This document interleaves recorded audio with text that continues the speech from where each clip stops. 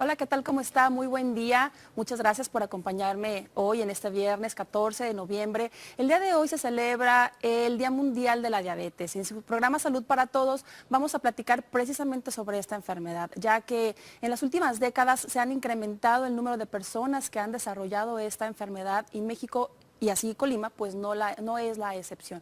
Soy la doctora Yadira Martínez, le agradezco que esté conmigo y el día de hoy nos acompaña, como es habitual, un experto en el tema que vamos a tratar el día de hoy. Tenemos al doctor Martín Gudiño Quirós, quien es médico internista y es un maestro diabetólogo. El doctor Gudiño es médico por la UNAM, realizó su especialidad en medicina interna en el Hospital General de Querétaro, es maestro en diabetología por el Instituto Nacional de Nutrición Salvador Subirán, certificado por el Colegio de Medicina Interna de México. Es expresidente de la Asociación de Medicina Interna de Colima y el actual presidente del Colegio de Medicina Interna, precisamente de aquí del estado. Actualmente es profesor titular de Medicina Interna en el Hospital Regional Universitario y es encargado de la sala de cuidados intermedios del mismo hospital. Su ejercicio profesional del doctor Martín Gudiño, bueno, ya es de 20 años, desde hace mucho tiempo se dedica a esto y actualmente su consultorio está en el tercer anillo periférico número 40, Colonia Esmeralda Norte, en Colima, con teléfono 31 2 3202 551. Así es que, doctor, ¿cómo está? Muchas gracias por estar aquí conmigo, buen día. Yo le invito a que se comunique con nosotros, a que nos marque a los teléfonos del estudio, se los repito, son 31 3 21 11, 31 3 31 11, o si usted se encuentra fuera de la ciudad de Colima, nos puede marcar al 01 800 831 1940 y hacernos llegar sus dudas. La diabetes es una enfermedad que, bueno, en la actualidad se habla muchísimo de este padecimiento, pero realmente la conocemos, o sea, realmente sabemos lo que necesitamos saber para poder atacar y prevenir sobre todo esta enfermedad. Quédese con nosotros que hoy vamos a platicar de eso. Y doctor, si a usted le parece, pues empezamos platicando sobre qué es la diabetes. Bueno, es una enfermedad crónica, degenerativa que le llamamos, y es el incremento de los niveles de glucosa en sangre. No nada más es la glucosa, sino también se afecta proteínas, grasas, entre otras, y es una enfermedad que afecta, vamos a decirlo así, desde la puntita del pelo hasta la uña del dedo chiquito, incluyendo carácter. Sí, normalmente la gente piensa, se me subió el azúcar, de ahí le deja. No, es una enfermedad que va a afectar a todo el cuerpo, todos los sistemas y lamentablemente es una enfermedad que, vamos a decirlo con mucha pena, va mutilando a estas personas, desde su actividad física, económica, social, cultural y hasta en la relación médico-paciente y en la familia.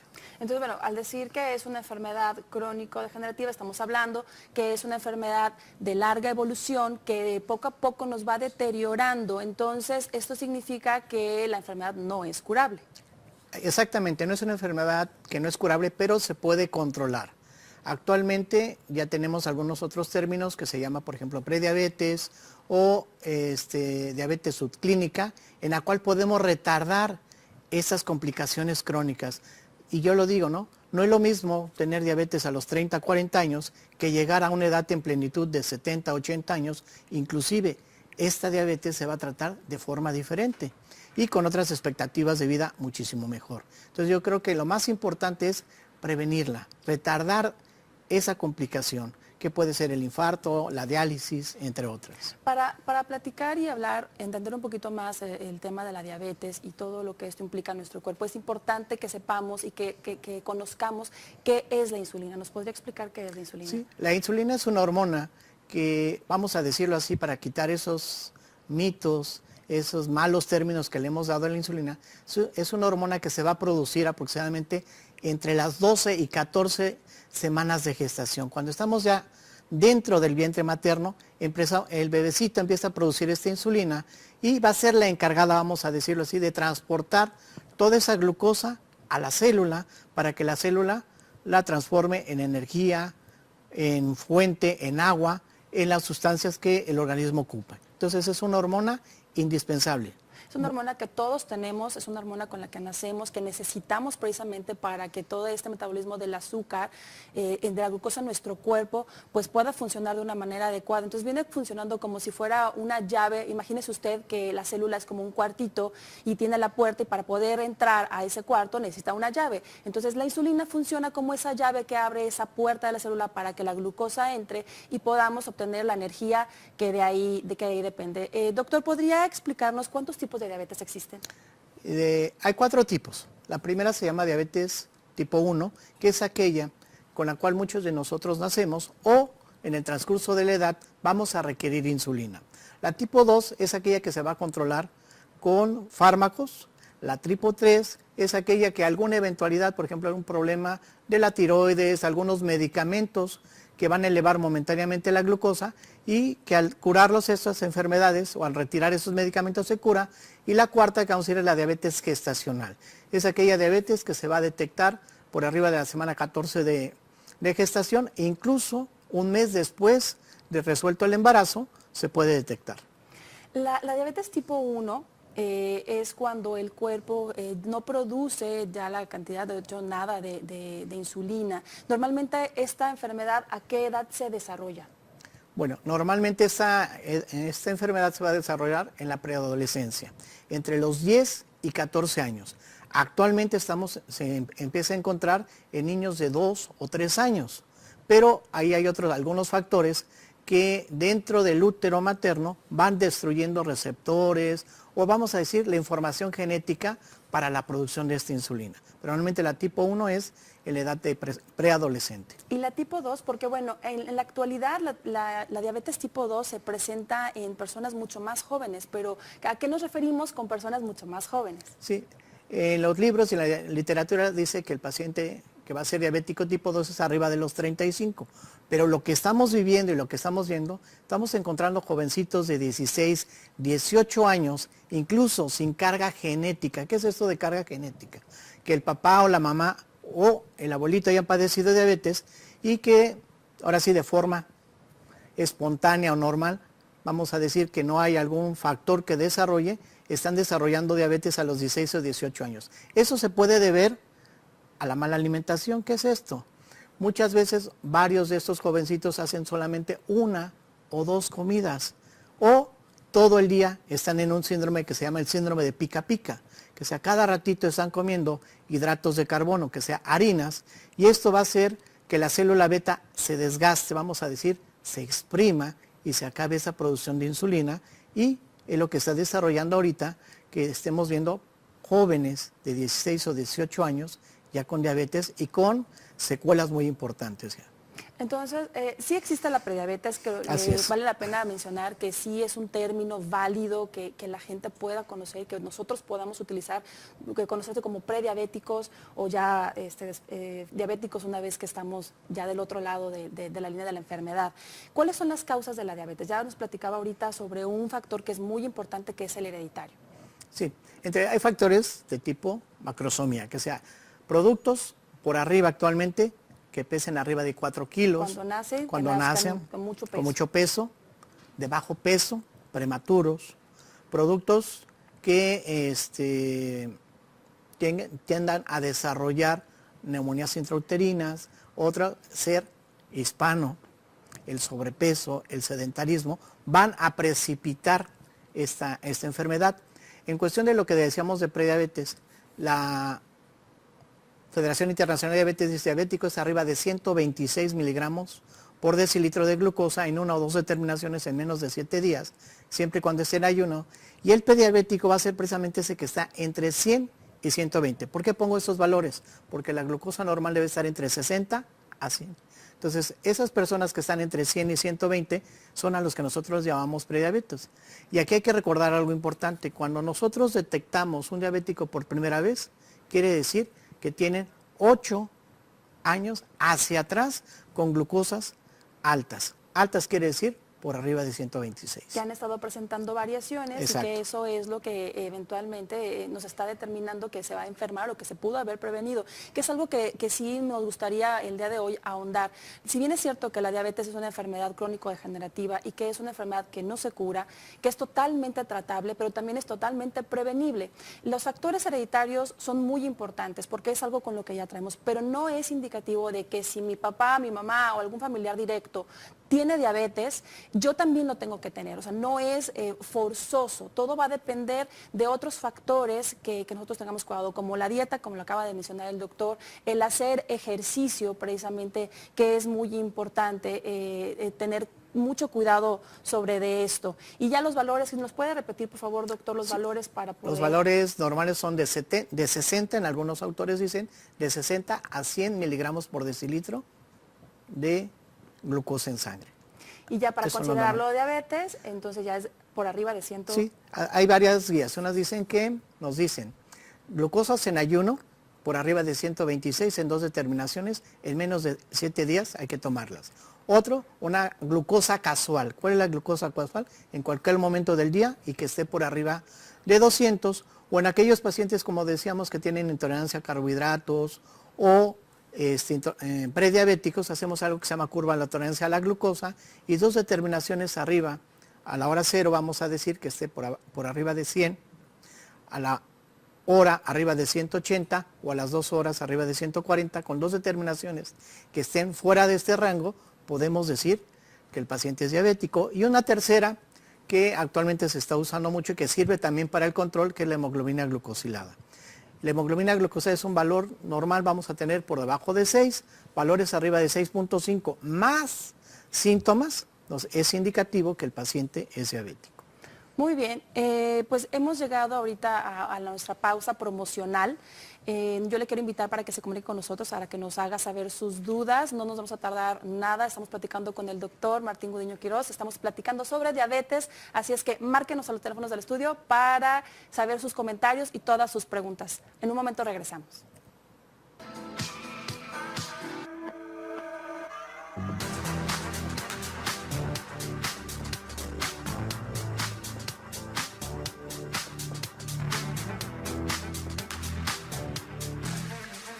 Ya estamos de regreso aquí en su programa Salud para Todos. Si usted nos acaba de sintonizar, soy la doctora Yadira Martínez y hoy estamos platicando sobre la diabetes, ya que hoy es el Día Mundial de la Diabetes precisamente. Y platicamos con el doctor Martín Gudiño Quirós, quien es médico internista y tiene una maestría en diabetología.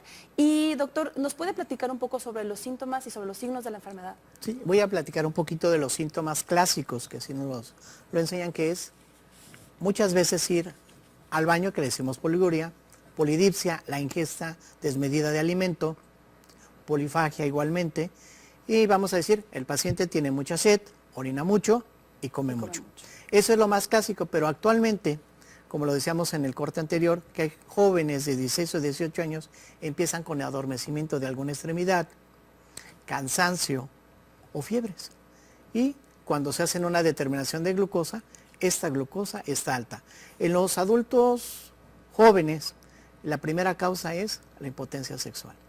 Ya ellos ya fueron con diversos médicos o con lo que a veces los vecinos les recetan, y a veces la toma de una gotita de sangre que se llama glucosa capilar nos da el diagnóstico de que esa glucosa está alta. Entonces podemos decir que la diabetes tiene muchísimos síntomas: disminución de la agudeza visual, que sea ven poco, calambres, pesadillas, inclusive algunos pacientes lo refieren, ¿no? Por pena no nos lo dicen y se hacen pipí en la cama, vamos a decirle así, que se llama nicturia, enuresis lo tienen. Entonces son síntomas diversos. Vamos a decir, la diabetes nos puede dar infinidad de síntomas, pero los principales es mucha sed, mucha hambre y baja de peso. Y hasta infecciones de vías urinarias repetitivas, ¿no? Se infectan constantemente.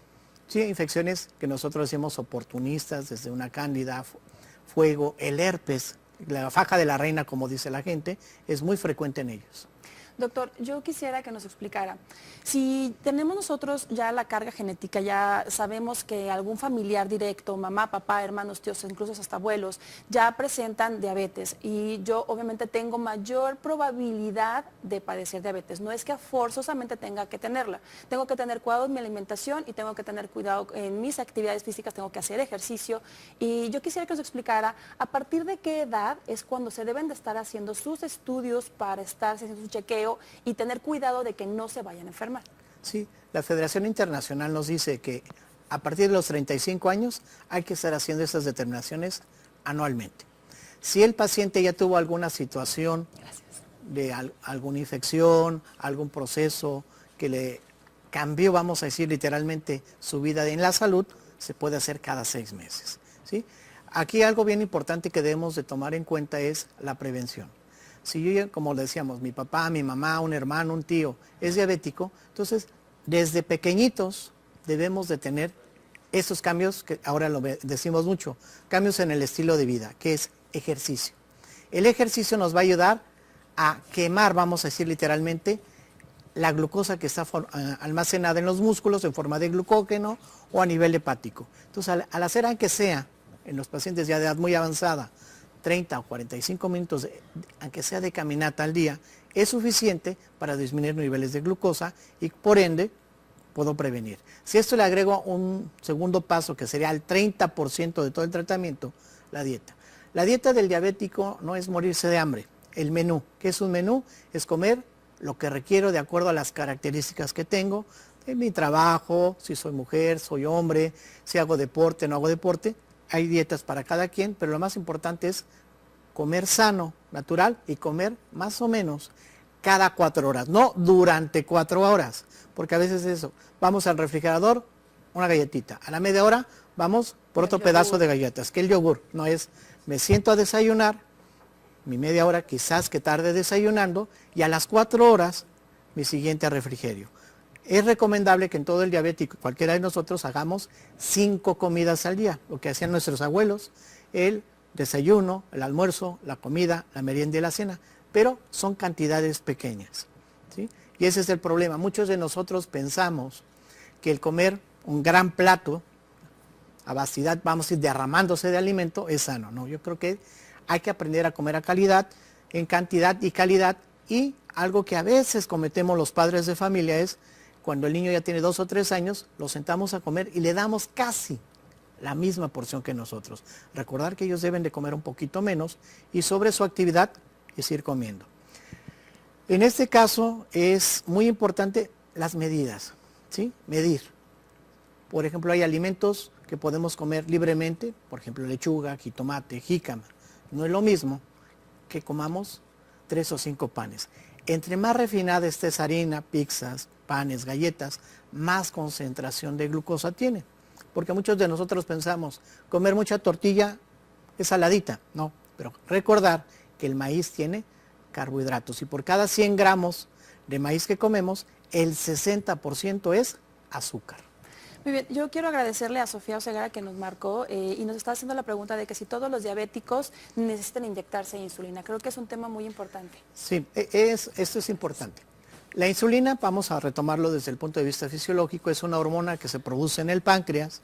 En promedio producimos entre 16 y 32 unidades al día, quiere decir que todos la tenemos. Y vamos a irnos más atrás, desde el punto de vista biológico, todo ser humano, llámese animal o planta, tenemos insulina. Dependiendo el tamaño y el género, en el reino que vivamos, es la cantidad de insulina que vamos a producir y que es una hormona que nos va a ayudar básicamente a transportar esa glucosa a la célula. O sea, con ello, ¿qué digo? La insulina no nos va a dejar ciegos, la insulina no es el acabose del mundo, no es una hormona que nos está ayudando a estar mejor, ¿sí? Entonces, no todos los pacientes diabéticos en un inicio requieren insulina. Algunos, voy a decirlo así, el 60% es ejercicio, 30% es la dieta y solamente 10% va a ser el medicamento. Algunos son con tabletas y el resto que no se pueda, por alguna situación, falla renal o intolerancia a algunos medicamentos, sí ocupamos insulina, ¿sí? Y hay insulinas de una sola aplicación que inclusive les va muchísimo mejor que con tabletas. Carla Gómez nos marca y nos pregunta que si es regla contraer diabetes por herencia. Aquí ya lo habíamos dicho, vamos a tener cierta predisposición, quiere decir probable, no quiere decir, es muchísimo más fácil que alguien que tenga un papá, una mamá con diabetes vayan a desarrollar diabetes, pero no quiere decir que es ley, no. No, hay pacientes que no están enfermos, por ejemplo, que no tienen ninguna carga genética y se enferman. Y hay pacientes que tienen carga genética que se cuidan perfectamente bien con su dieta y con su ejercicio y nunca la desarrollan. Así es. Sí hay pacientes que tienen toda esta carga y han aprendido a hacer ejercicio, a comer sano y no tienen diabetes. Y lo que acaba de comentar es cierto. Muchos de nosotros no tenemos ninguna carga, pero nuestra desmedida en el sedentarismo, no hacer ejercicio, el comer carbohidratos simples, que sean muchas harinas, favorece a que yo desarrolle diabetes. Y es que eso también nos ayuda a explicar un poco el mito que existe de que me voy a volver diabético solamente comiendo dulces y entonces tengo que dejar los dulces y con eso ya no me voy a enfermar de diabetes. No, es también otro tipo de alimentos que eventualmente se desglosan. Rodrigo Anguiano Rodríguez nos pregunta que ¿con qué se puede controlar la diabetes? Sí, la diabetes, como lo decía, es ejercicio, dieta y fármacos. Hay fármacos orales, desde el punto de vista hay fármacos que se pueden dar cada 24, cada 12 horas, son tabletas vamos a decir, y aquellos pacientes que no se pueden compensar con las tabletas o por alguna situación personal, por ejemplo, que tengan ya falla renal o algún infarto, les damos la insulina. Entonces sí hay fármacos que van a controlar muy bien la diabetes. Yo quisiera, doctor, que nos explicara un poco el por qué es tan importante hacer ejercicio tanto antes y después de la diabetes. Yo creo que el ejercicio se tiene que hacer, tengamos o no tengamos diabetes. Uno, vamos a decir desde el punto de vista emocional. El hacer ejercicio va a mover los millones de mitocondrias que tenemos en el organismo. Eso va a generar energía y va a favorecer la producción de endorfinas. ¿Qué son las endorfinas? Sustancias que nos van a tener alegres y contentos. Entonces, desde ese punto de vista. Por otro lado, el hacer ejercicio vamos a decirlo así, es el medicamento más preciso y el mejor para evitar la osteoporosis. Dos, ahora sí, con el tema que nos refiere, que es la diabetes, el estar haciendo ejercicio, vamos a movilizar tanto glucosa que está almacenada en músculo, en hígado, y así como grasas. Grasas que nos están dañando al organismo. Entonces, el hacer ejercicio nos sirve desde todos los puntos de vista, sea uno diabético o no. Y siempre hay que hacerlo, aunque no seamos diabéticos. Con mayor razón el paciente diabético, porque eso va a favorecer que tengan menos cantidad de tabletas, vamos a decir, para su control, o requieran menos cantidad de insulina. Con eso quiero decir que un paciente que esté inyectándose insulina, ¿puede hacer ejercicio? Sí, pero se les da un plan de alimentación previo al ejercicio para que no vayan a sufrir la baja del azúcar, que es la hipoglucemia. Así es, y creo que vale la pena enfatizar el punto de que, es importante que haga usted ejercicio, que cuide su dieta y que eso le va a beneficiar tal vez en disminuir la cantidad de pastillas que pueda usted tomar para su diabetes o incluso la dosis de la insulina, pero que tiene que ser bajo la observación del médico. Usted no debe de mover o alterar las dosis de sus medicamentos porque precisamente eso también le puede estar generando subiones y bajones de la glucosa, que eso pues también hace daño. Nos llegó una llamada de Leticia Larios, donde nos dice que si nos puede por favor dar su teléfono, los datos de su consultorio, doctor. ¿Cómo? Por favor. Sí, mi consultorio es en el tercer anillo periférico número 80, Grupo Médico GAP, y el teléfono es el 312-3202-551. Ahí estamos, probablemente estoy por la tarde. Muy bien, doctor, muchas gracias. Se nos terminó el tiempo. Siempre nos quedamos con ganas de seguir platicando más cosas. Yo le agradezco que haya estado aquí conmigo y pues le invito a que regrese pronto. Yo le agradezco a usted, como siempre, el que me esté viendo y el que nos acompañe durante esos 30 minutos platicando de temas de salud importantes para usted.